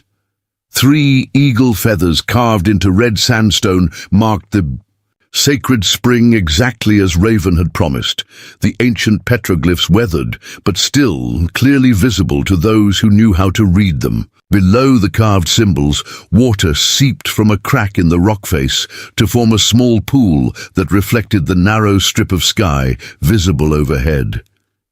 Carmen fell to her knees beside the pool and cupped the precious liquid to Isabella's lips, watching as her daughter's eyes fluttered open at the touch of moisture. Miguel drank deeply, his small hands shaking as he lifted water to his mouth with the reverence of someone who understood its life-giving power. The spring was everything Raven had promised, fed by underground sources that had sustained his people through countless droughts and disasters. Carmen felt strength returning to her body as she drank, hope rekindling in her heart as she realized that they had found sanctuary in the desert's burning embrace. But as she listened to the silence that had replaced the sounds of battle, Carmen knew that their refuge had been purchased with blood. Somewhere in the red rocks behind them, Joseph Crowfeather had paid the final price for his protection of 2 orphaned children, adding his name to the long list of those who had died so that others might live. Miguel sat beside the pool, with his arm around Isabella, both children finally safe and hydrated, but forever marked by the violence they had witnessed. Carmen looked at their faces and saw the same expression that had marked Raven's features, the premature aging that came from understanding that safety was always temporary and death was always close. "Is Raven coming?" Miguel asked, his 4-year-old. A voice carrying the weight of someone much older. Carmen pulled both children close, holding them against her heart, while listening to the desert wind carry no sound of approaching footsteps. "I do not know, mijo, but he brought us to safety, and that is what matters." As the sun began its descent toward the western horizon, painting the canyon walls with shades of gold and crimson, Carmen realized that their story was far from over. They had water, shelter, and the knowledge that Mexico lay somewhere beyond the desert's southern reaches. Whether they would reach that promised land alone or with their protector remained to be seen. The spring continued to flow with ancient patience, marking time with the steady drip of water that had sustained life in this harsh land for countless generations. And in its depths, Carmen saw the reflection of a woman transformed by loss and love, carrying the responsibility for 2 children who had become her entire world. 3 days passed at Coyote Springs without any sign of Raven Red Canyon, and Carmen began to accept the terrible truth that their protector had fallen in battle against Colonel Harrison's soldiers. The sacred spring continued to flow with ancient patience, providing life-sustaining water while her children slowly recovered from their ordeal in the desert. But each sunrise brought fresh grief for the man who had sacrificed everything to keep them safe. She found herself listening constantly for the sound of approaching footsteps, hoping against hope that the warrior she had grown to love would emerge from the red rocks with his familiar smile and gentle eyes. The silence that surrounded them felt heavier than the desert heat, broken only by the whisper of wind through stone corridors and the gentle splash of water falling into the sacred pool. Carmen had grown accustomed to Raven's quiet presence, the way he moved through their daily routines with economical grace, always anticipating needs before they became urgent. Without him, she felt exposed and vulnerable, like a plant suddenly deprived of sheltering shade. Miguel had appointed himself guardian of their small sanctuary, his 4-year-old mind processing the loss of another father figure by channeling his grief into protective vigilance. Carmen watched her son patrol the narrow canyon entrance with a stick carved to resemble Raven's rifle, his young face set in lines of determination that broke her heart even as they filled her with pride. The boy was becoming what this violent land demanded, a child forced to shoulder adult responsibilities because the world had stolen his innocence too early. During the long hours when her children napped in the canyon's shade, Carmen found herself studying every detail of their surroundings, memorizing the placement of rocks and the patterns of shadows, as if recording Raven's final gift to them. This place had sheltered his ancestors for countless generations, and now it cradled her family in their hour of greatest need. She understood that leaving would mean abandoning the last connection to the man who had become father, protector, and friend to children who barely remembered their birth father. Isabella seemed less affected by Raven's absence, her 2-year-old understanding of death still limited to the concept of extended sleep rather than permanent separation.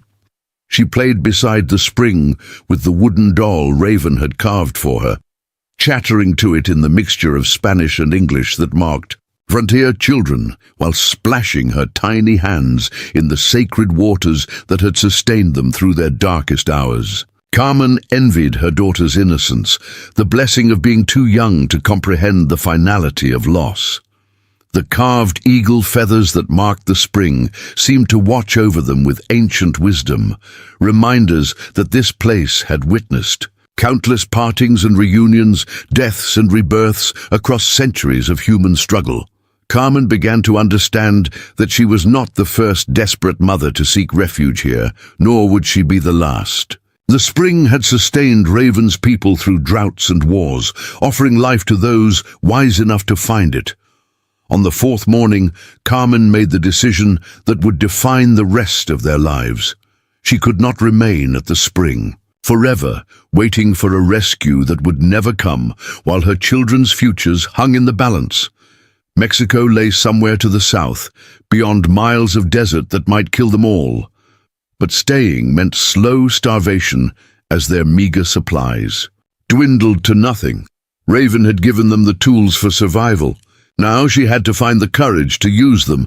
"Miguel, come here," she called to her son, who was practicing with his makeshift weapon in the manner Raven had taught him. "We need to talk about what happens next."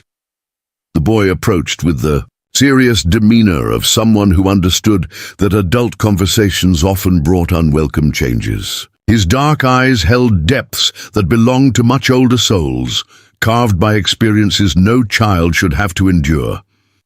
Carmen gathered both children close, feeling the weight of responsibility settling on her shoulders like a mantle she could not remove.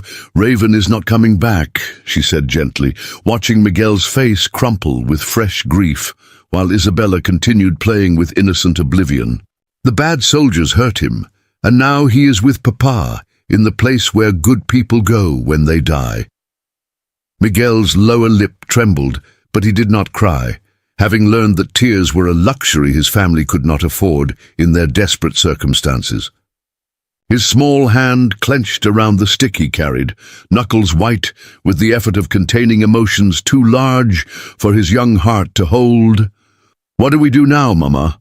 Where do we go?" Carmen looked toward the southern end of the canyon, where Raven had promised that sanctuary awaited in the mountains of Mexico. The journey would be treacherous, perhaps impossible for a woman alone with two small children, but remaining at the spring meant certain death from exposure or starvation when winter arrived in the high desert. "We go south to Mexico, just like Raven planned," she said with more confidence than she felt. "He told me about hidden paths through the mountains, places where families like ours can build new lives away from the wars that destroyed our old one." As they prepared to leave their sanctuary, Carmen felt the weight of solitude pressing down upon her like the desert heat. She had grown accustomed to Raven's steady presence, his quiet competence in handling the practical details of survival, his gentle way with the children that had helped heal their traumatic memories. Now she faced the prospect of crossing hostile territory while serving as mother, father, protector, and guide to two vulnerable lives. The leather pouch Raven had given her contained more than she had initially realized, including a detailed map drawn on tanned hide that showed water sources, safe passages, and Mexican settlements where they might find welcome. His careful preparations revealed a man who had planned for every possibility, including his own death, ensuring that his adopted family would have the tools necessary for survival even without his protection. The map was a work of art as much as navigation, decorated with symbols and pictographs that told the story of his people's relationship with this harsh land. Carmen traced the route with her finger, following paths marked by generations of travelers who had sought refuge beyond the reach of territorial governments and military justice. Each mark represented knowledge passed down through bloodlines, wisdom that Raven had chosen to share with strangers who had become family. Carmen studied the map by firelight while her children slept, memorizing landmarks and distances with the desperate intensity of someone whose life depended on perfect recall. The journey to the nearest Mexican settlement would take at least 2 weeks through terrain that offered little shelter from either the elements or hostile forces that might be hunting survivors from Devil's Canyon. Every detail mattered. Every mistake could prove fatal. The morning of their departure dawned clear and cool, with the desert air carrying the promise of another scorching day ahead. Carmen packed their few possessions with careful attention to weight distribution, knowing that every ounce would matter during the long march ahead. She folded Raven's map into her bodice, protecting it against her heart, where its presence provided comfort beyond its practical value. Miguel helped by carrying his own small bundle, while Isabella rode in a sling Carmen had fashioned from torn fabric and leather strips salvaged from their ordeal. The 2-year-old seemed to understand that they were embarking on another journey, chattering excitedly about the adventure ahead while remaining blissfully unaware of its dangers. As they prepared to leave Coyote Springs forever, Carmen took one last drink from the sacred waters that had saved their lives, then filled every container they possessed with the precious liquid that would sustain them through the initial stages of their journey. The ancient spring would continue flowing long after they were gone, waiting to succor future travelers who stumbled into this hidden sanctuary. She knelt beside the pool one final time, pressing her palm to the stone that had been worn smooth by countless hands over centuries of pilgrimage. "Thank you," she whispered to the spirits of this place, to Raven's ancestors who had shown mercy to strangers, to the warrior himself who rested somewhere in the red rocks behind them. "Goodbye, Raven," Miguel whispered to the canyon walls, his young voice echoing off the red stone in a farewell that carried all the love and gratitude a 4-year-old heart could hold. "Thank you for saving us." Carmen felt tears burning her eyes as they walked away from the place where Joseph Crow Feather had made his final sacrifice, leaving behind the man who had transformed from enemy to protector to family in the space of a few desperate days. His spirit seemed to linger in the desert wind that pushed them southward toward an uncertain but hopeful future. The first week of their journey tested every limit of human endurance as Carmen navigated by the stars and landmarks Raven had taught her to recognize.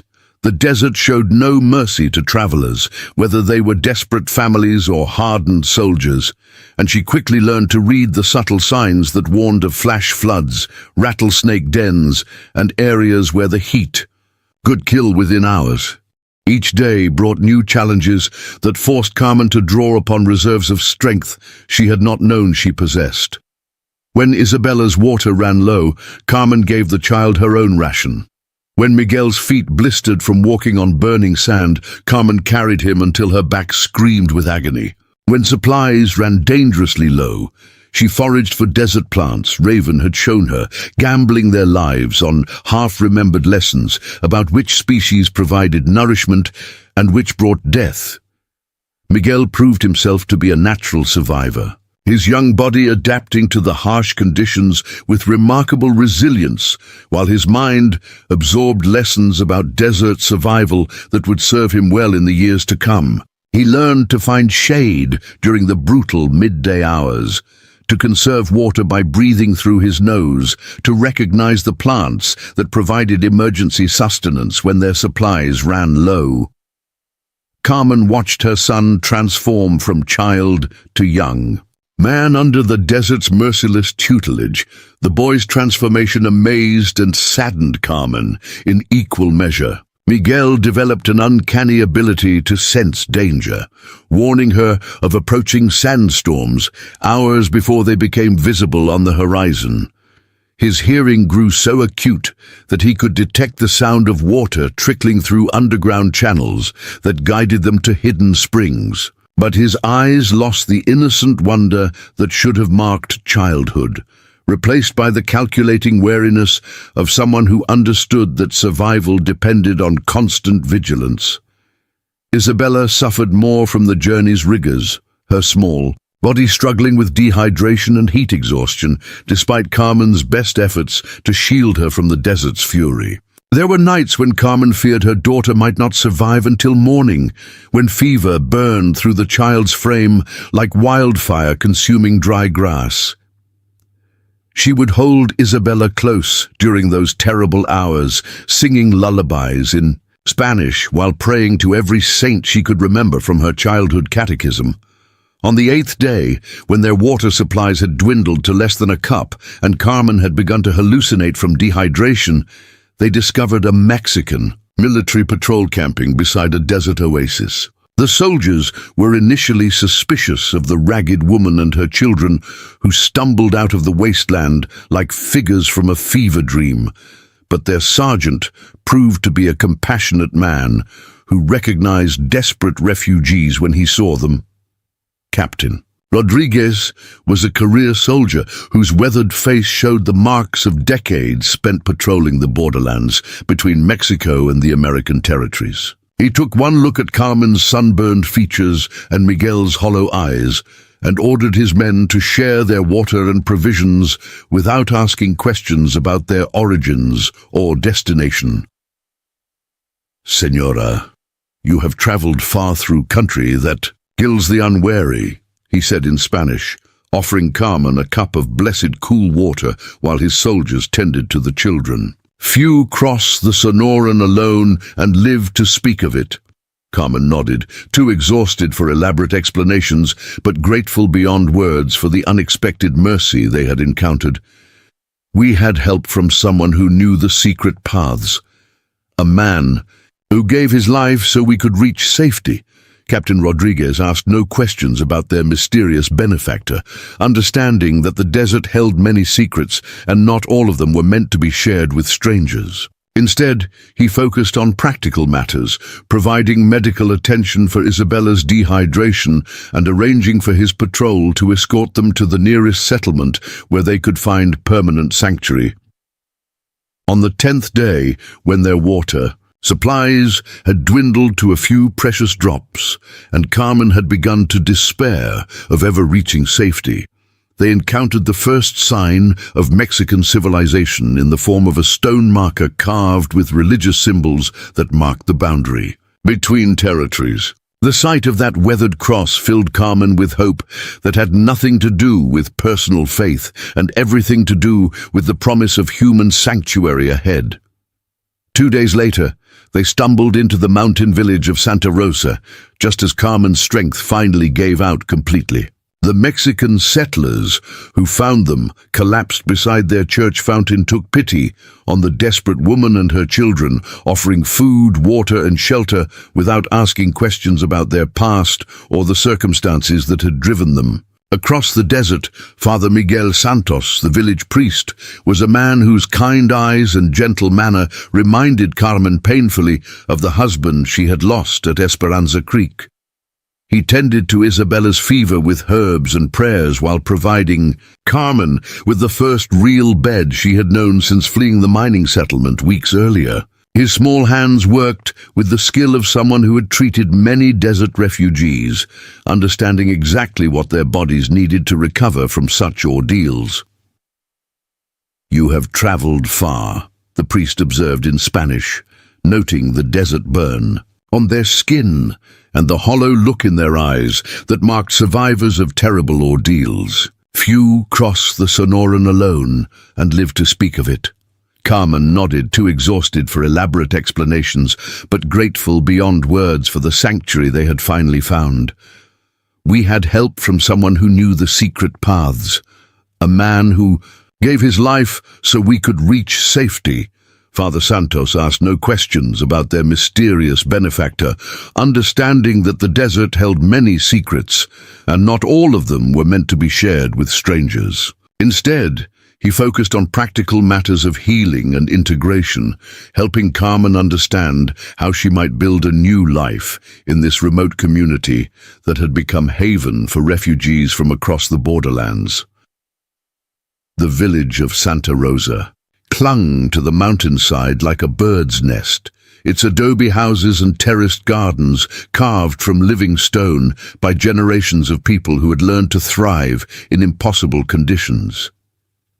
Here, Carmen discovered, families from many nations had found refuge from the wars and violence that plagued the borderlands. Former slaves from the American South lived alongside Mexican peasants fleeing revolution, while European immigrants who had lost everything to failed homesteads worked beside Chinese laborers who had escaped railroad camps.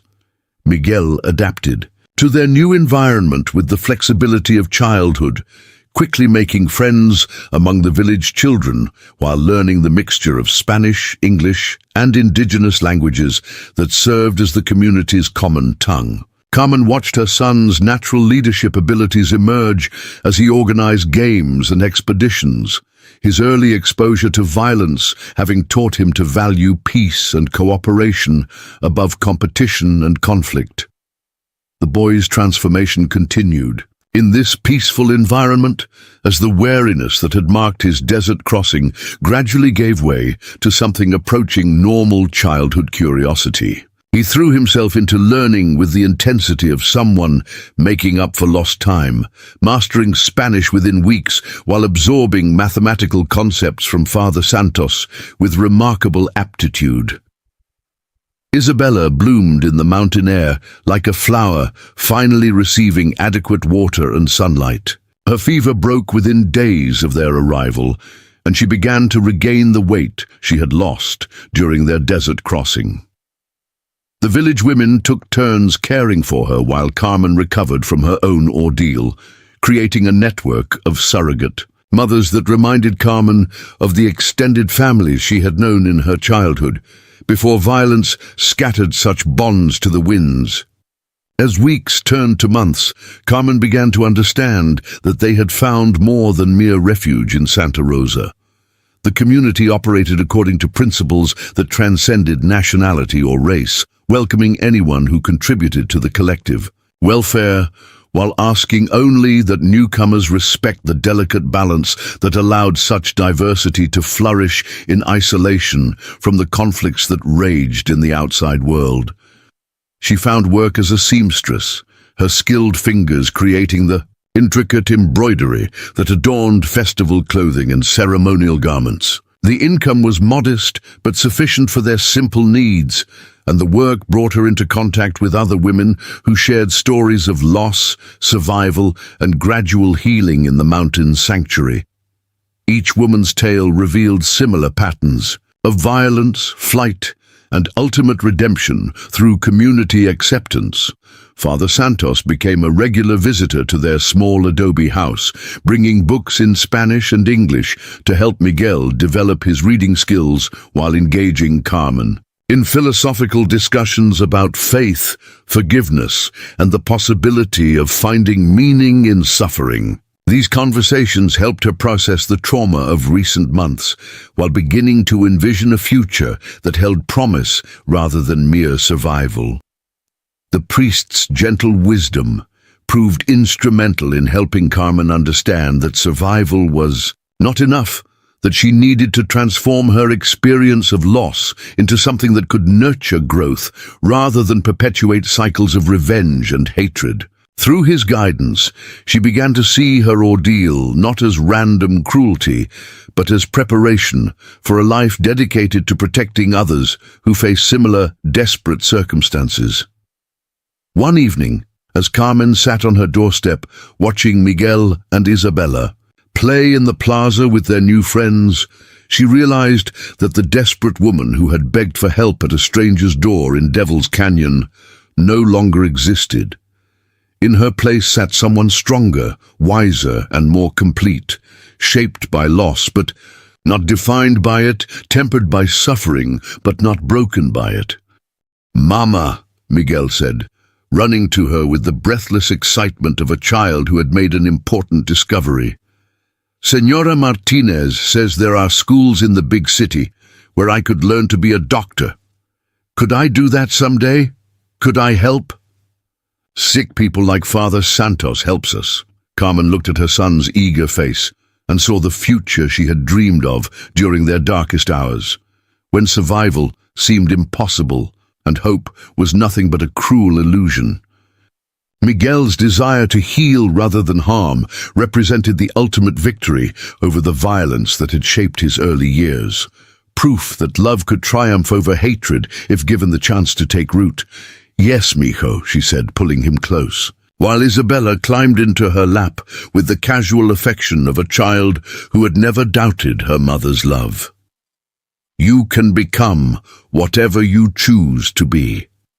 That is why we crossed the desert. That is what Raven died to give you." As the sun set behind the mountain peaks that sheltered their new home, Carmen felt the presence of those who had made their survival possible. Eduardo's love had given her the strength to flee Esperanza. Greek with her children, Joseph Crowfeather's sacrifice had delivered them from the desert's burning embrace. And now she carried the responsibility of honoring those gifts by raising her children to value life over death, creation over destruction.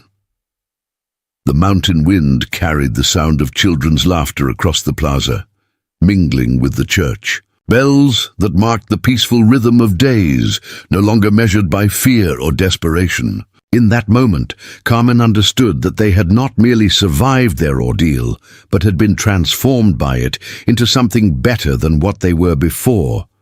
Years later, when Miguel had indeed become a doctor serving the remote communities of the Sierra Madre, he would tell his own children the story of their grandmother's desperate plea to a Kato warrior who chose love over vengeance. Isabella would grow up to be a teacher, passing on the gift of literacy to children whose parents had never learned to read, creating ripples of knowledge that would spread across generations. But on this evening, as the first stars appeared, in the darkening sky above Santa Rosa, Carmen Valdez simply held her children close and whispered a prayer of gratitude for the man who had kept his promise to protect them, even unto death. The desert had tested them with fire and thirst, but love had proved stronger than both. In the distance, a nightbird called with a voice that reminded Carmen of Raven's gentle laugh, and she chose to believe that somewhere beyond the veil, that separated the living from the dead, Joseph Crowfeather knew that his sacrifice had not been in vain. The children he had died to protect would grow into adults who healed rather than harmed, who built rather than destroyed, who chose mercy over vengeance when their turn came to face impossible choices. Up next, you've got two more standout stories right on your screen. If this one hit the mark, you won't want to pass these up. Just click and check them out, and don't forget to subscribe and turn on the notification bell so you don't miss any upload from us.